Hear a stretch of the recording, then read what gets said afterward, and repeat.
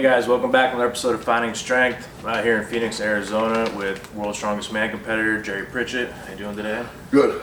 And I was at his place yesterday, did a little training there with a couple of strongmen. And so you're coming back from a bicep tear. How's that going? Well, good as expected at this point, I guess. Yeah, I had a full tendon rupture. Had surgery about 2.5 weeks ago. I'm supposed to be in an adjustable brace, but I do things my own way. But I'm pretty happy with them keeping range of motion pretty well. Obviously, I can't really do anything with it as far as lifting wise. But I just don't want to lose that range of motion when I am able to go into back into weights with it. So do anything else I can, one arm shoulder press with this arm and squats and stuff like that. How'd you do that again? Yeah, I was on a frame carry at the Arnold in Johannesburg, South Africa, and really something that should have never happened. It was just shit equipment. They took two farmers' handles, they had them bolted together with 1/4-inch flat bar. So as soon as you picked it off the ground, the handles did this. Yeah. Then running with 815, it's just sitting there, just torquing on your hand, just yanking on your arm, and about 10 foot from the line, I had a pretty good carry going. You just feel the pop in the recoil. So. They happen a lot in our sports. You had it, pretty common, but usually it's axle, stones, things like that to get them. It really shouldn't have happened on that, but it is what it is. Yeah. Get over it now and look towards the next one. It's like Bill Kazmaier says, that steel snake just comes up and bites you. It's inevitable. It's gonna get you, So what's kind of your recovery plan, and what are you looking forward to this year? Well, if everything will go well with this, my plan is to catch the next show in the circuit for the Arnold is in July in Canada, and then the next after that is end of August in Hong Kong, and then end of September in Barcelona. Okay. I'm hoping to be ready for Hong Kong, if nothing else, at least Barcelona, because I'm leading points right now. Obviously that'll change maybe after Canada. I want to make sure I'm up in points to make sure I'm in top 10 for Arnold Columbus. Okay, so we talked a little bit about your deadlifting and everything yesterday. Yeah. Kind of what's your philosophy when it comes to training deadlifts and, well, just anything, training strongman in general? Yeah, well, as far as deadlift, I approach deadlift a lot different than a lot of guys. For one, just my stance is wider than most. And then the way I approach it once I get to the floors, I go to that top end fast. I don't waste a bunch of time doing 10s, 8s, 5s, 3s. I start with rack deads up to about 70-80%. Kind of use that as my warm up for floors. So when I hit the floor, I'm ready to go. So I throw plates at it to go up to that 90%. And then once I hit whatever number I have planned for that day, then I come down and do work. Whether I'm doing 5s or triples or whatever, it is. It depends on what I'm training for, really. And then when I'm done with regular floors, I strip down and then I come back up on snatch grip. Okay. It's a lot of volume. It beats the hell out of you, but it is what it is. If you want to pull big numbers in shows, you got to bang heavy weight every week. Yeah. It's just the way it is. You can't, stay down at 70-80% and hope to pull 100%. You got to condition your body for it. With your CNS, everything is prep for those big numbers. So do you approach your events training the same way? Yeah, a lot of the same way. Yeah, I go heavy. It's either running. Obviously, if a show like Columbus, you're just trying to get up to weight. Yeah. Other shows, maybe you're training past that. Yeah. But Columbus is a different animal as far as it's so heavy. But yeah, and then on Saturdays is my event day. I run pretty much almost a full show on Saturday. I run at least 3 to 4 events on a Saturday, working sets of it, and it's brutal. It beats the hell out of you after a while. But the idea is to go on a show and not fall off after 3 events. Yeah. Where you still can keep pushing hard. Or like a show like the Arnold where we did the heavy frame carry and heavy yoke on Friday. Then we come on Saturday, we got max deadlift. Yeah. That's the next day I came in and broke the world record on the elephant bar. The only way you do that is condition your body to do that. Condition your CNS to do it, because if you don't, you'd be shot after Friday. You know, you wouldn't feel like doing anything Saturday. So it's just the way you have to do it. If you want to, do the big numbers in the shows, you got to do them in training. Yeah. Well, speaking of that, yesterday we were talking about the current state of strongman and kind of how we're seeing a little lull in maybe the top end athletes, at least in America. So what do you think is kind of the issue right now, and where do you think we could fix that? Well, one of the biggest things I see is, from 08, 09, when I was doing, pro-ams, if you look at what the weights were then to the weights are now, the weights now are less. Yeah. Which, if you go to top end shows like the Arnold, Worlds, any of the big shows, the weights are heavy, much heavier now than they were then. So on the top end, on the elite end, it's went up like it should. Yeah. Even more so in the last few years. It's really climbed. Like you look at deadlift and yoke, and look how much and overheads, how much they went up the last 3 years. But if you look on the amateur end, that's your draw. Into the elite, they've lowered the standard. And I think promoters they worry about numbers, and I think there's a little bit of a lull right now. And it's just one of those things they just have to kind of ride the waves until that you get a little better crop in. But even the crop that's here is not going to get any better by making an 800 yoke, because they're never going to train past that. Yeah. So if they get a pro card or they win a spot to an Arnold or a bigger show, you're almost like throwing them to the wolves. If they only been doing 800 yoke training for that, and then now they got 1,000, 1,100, 1,200 in a high end show, then they go and then they look terrible, and they're like. Then they get the rap of like, well, why is this guy here? He doesn't belong here. Yeah. Well, it's the system's fault. Yeah. Because they haven't conditioned guys to be up that level. Because it's just what it is. If you have a pro-am and it's only an 800 yoke, that's where guys are going to train. Yeah. Exactly. Nobody wants to go. Nobody's going to push higher than that. They're not going to push themselves to 1,000. Like, I don't have to. But if they made it 1,000 or 950 at least, well, that's where guys are going to have to push to. Then it wouldn't be such a jump to go do a 1050 at an Arnold, So it's just the way it is right now. Yeah. But that to me, that's a lot of the problem. What do you think could be done? You think it's on the promoters? Do you think it's the athletes kind of complaining? That's been kind of. Well, I think the promoters are letting the athletes manipulate that. By they complain so much, so they lower the standards. But it's just, you got to pick a standard and just stay with it. If this is a top level show or at least a qualifier for a top level, there's got to be a standard there. Yeah. And if guys don't like it, then don't come. Yeah, it is what it is. Or come try it, and if you do terrible, it's going to make you either go work harder to do it the next time, or maybe this isn't a sport for me. Yeah. And it's just what it is. Yeah. But until they get back to that, holding guys with standard, I think you're going to see kind of this lull we have right now. Yeah, I definitely have talked to a bunch of other pros like Arlen Columbus, Jeff Robinson, and they kind of say the same thing. Like back in our day, I hate to sound like the old Vietnam vet, but it was you signed up for the heavy show. You didn't care what the weights were. You didn't care who was going to be there. You just went. Yeah, that was it. Yeah. Now you don't really see that much anymore. I mean, I'm sure it is happening, but yeah, I remember. I came from powerlifting. I started powerlifting in '96, and I did my first Strongman in 2008, and I did like two shows and qualified for nationals. Went to nationals that year that Van put on in Salt Lake, and it was a huge, great show. I think they did an 850 yoke. Okay. At the time, I think I hadn't went past 7 in training. I think I had a makeshift yoke at the time, anyways. And I made a different one to train for that. But I remember myself, my trainer partner, looking at it going, holy shit. Yeah. 800, 850, whatever it was, it was like, damn. Well, I had never had a number I had to go after. Yeah, because exactly.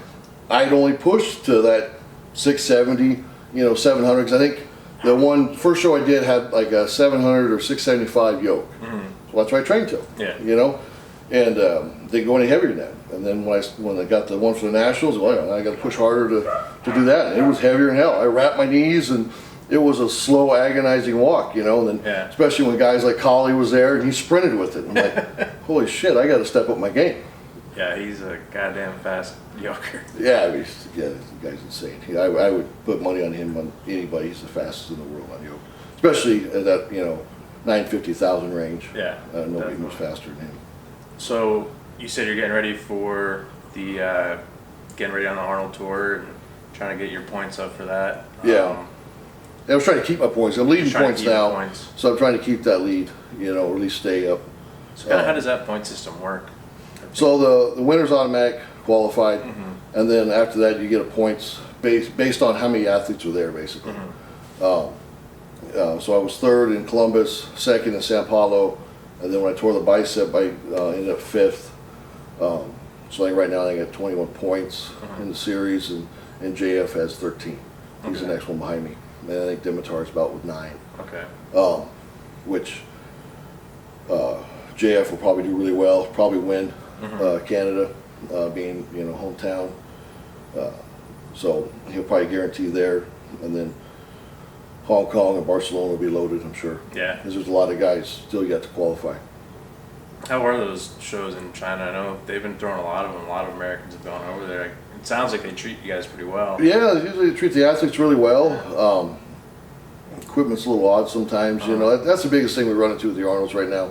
The Arnolds are really trying to put on really great shows and carry on what Terry Todd did here. Yeah. Bob Warmer's he's trying his best, but they're at the mercy right now of what they get, from what promoter they bring in down there to help bring out equipment. So they're kind of at the mercy of what equipment they have. So they hire a promoter for each different one. Yeah, whoever's local that has some equipment that can bring out help and equipment. They're working on trying to have their own sets of equipment at each show, which hopefully in the next year or so they can make happen. But until then, you're kind of at the mercy of what you have. Barcelona last year they had some odd stuff. Yeah. And then like this thing in Johannesburg, just makeshift equipment we shouldn't have at top end shows. Yeah. Do you think those qualifiers are good qualifiers for the Arnold? Do you think that they're heavy enough for people coming in to get that experience to go to the Arnold in Columbus? Yes and no. On some events, yes, and then some events, they'll change them to who's there. They're trying to hold a standard though, and for the most part, they're doing pretty well holding the standard. I don't know that anything compares to Columbus. Yeah. I think in Sao Paulo we had like a 1050 yoke or 1100, and then they lowered the yoke in Johannesburg to 1012.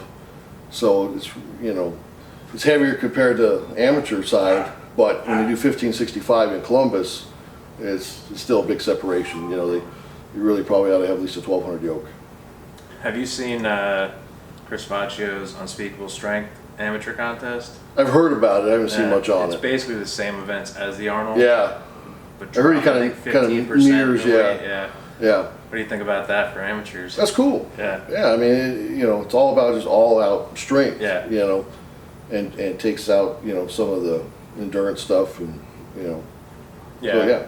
I like every time because it's his third year doing it. Every time they post it, you hear people like, "Oh, who's gonna go there? Wait, injure yourself." And it's like, well, it's his third year. Obviously, it's working. He's always doing something right. Yeah. Yeah. So, tell me a little bit about Pritchett Power, kind of your gym, how that got started, and kind of where you want to see that go. Yeah, it's just I kind of bounced around for since I started. I had all my stuff in mom and dad's garage, and then we had it here, and then a buddy of mine's house. We had at his house for a while. Then there was an MMA gym we had in the back of there for a while. I kind of just bounced around and had equipment scattered everywhere. Still was training at at Gold's during the week, and finally decided just to go rent a space and it mainly is a facility for me to train, and with that we got some other really good local guys that are in there that are serious and trying to better their own careers. So and that's all I really want right now. once, maybe if I, back away from the sport, then it might turn into something more, but right now, I don't have time to train anybody or babysit anybody, and I just want guys in that are serious. Yeah. Everybody's in there to help each other, to get better. We don't allow any BS, and everybody's just there working hard, and that's just what we want in there right now. This is the third year I've had it. I'm already outgrowing the space I have, just with equipment wise, and I've got 2 storage units full of equipment that I acquired here a couple months ago. So probably in the fall, I'll look at getting a bigger space just to house everything, because they have a really good training facility. And then I'll look at whether we're going to open it up to more people or not. Right now it's too tight to get too many in there. Just for what we have, it's tight enough. Yeah. So if we get a bigger place, maybe look at opening it. But we'll see how that falls in the fall when I start looking for places. So you fabricate a lot of your equipment, right? Yeah, I build everything other than here lately I bought a bunch of equipment from a guy that he had a commercial gym at his house basically, and acquired all that. And then I bought some bars from Rogue in here lately and stuff like that. But all Strongman equipment I fabbed, and even a few bars and specialty bars and stuff like that. So do you sell that equipment at all? Like somebody? Years ago I was, then I just don't have time for it anymore. With work, my own training, which is another full-time job. Yeah.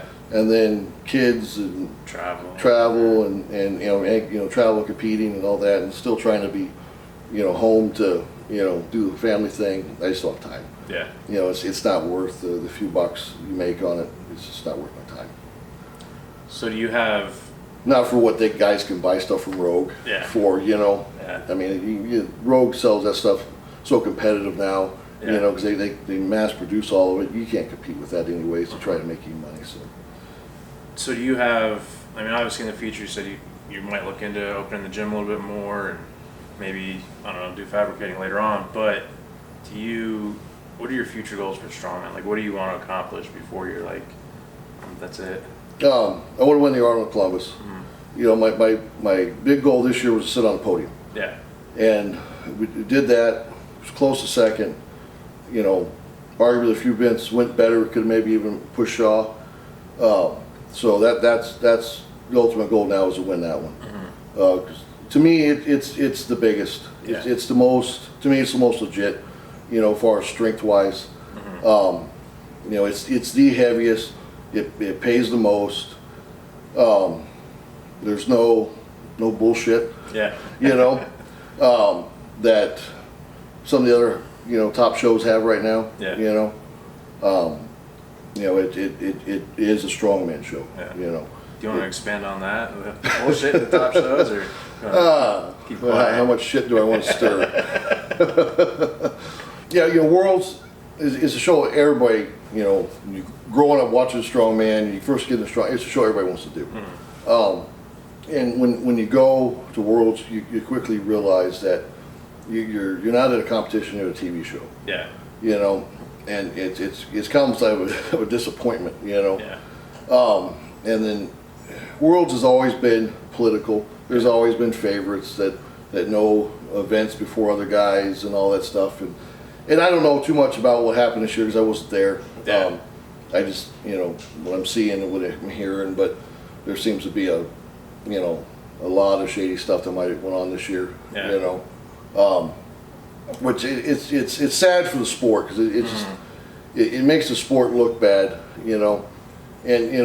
and even worse, to people that don't know anything about the sport looking at it, they don't know what to believe or not. Yeah. They look at it, oh, that's is what it is, and then people in the sport though, they know what's legit and what's not, Yeah.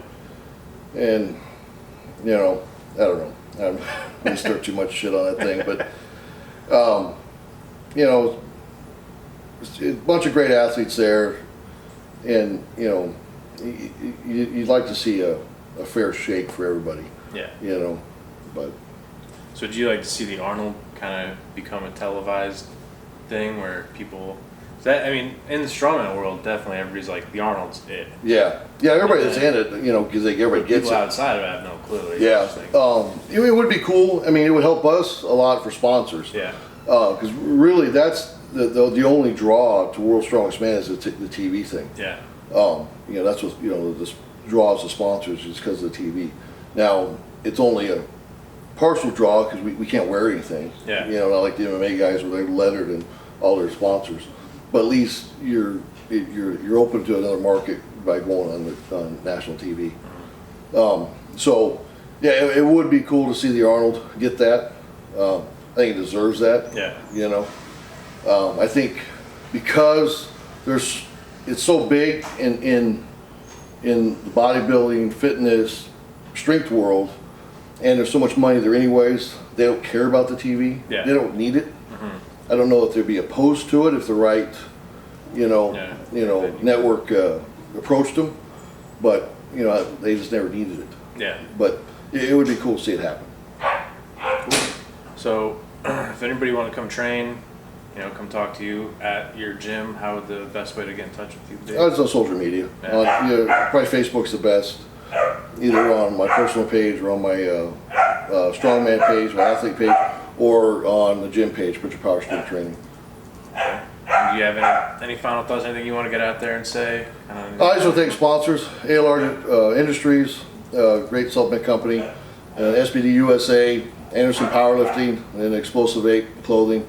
They've all helped me forever, and then especially Ken Anderson with SBD and Anderson Powerlifting. Ken helped me when nobody else would, so I'll always be grateful and thankful for Ken. So. Awesome, I appreciate your time. Cool. Thanks for having me, and thanks for watching our episode, guys. Make sure you check out my sponsors, Elite FTS, Hate Brand Goods, and Train Strongman. And if you ever want to get in touch with me to come out and do an interview or check out your gym, you can email me. All that information will be below, and I'll see you out on the road. Thanks.